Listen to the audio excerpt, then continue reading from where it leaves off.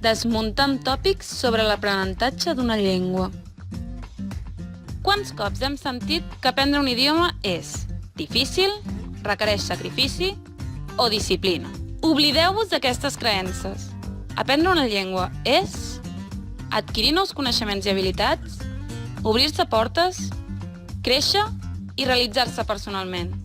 Tot seguit us ho demostrem parlant d'uns quants tòpics i prejudicis que molts hem tingut sobre estudiar idiomes. Aprendre llengües no és el meu fort.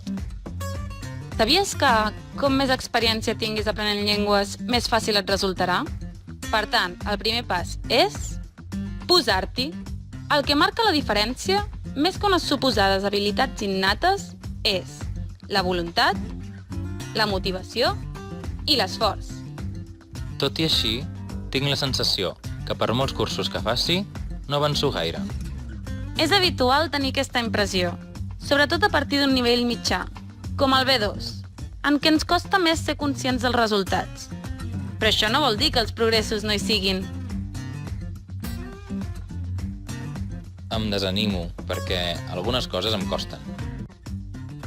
Quan aprenem un idioma, és molt important que fem una autovaloració positiva i que no ens fixem només en els errors i les dificultats, sinó que donem rellevància als objectius que hem assolit. Així doncs, què esperes per començar a aprendre una llengua? A la descripció que hi ha sota d'aquest vídeo hi trobaràs recursos per fer-ho de manera gratuïta.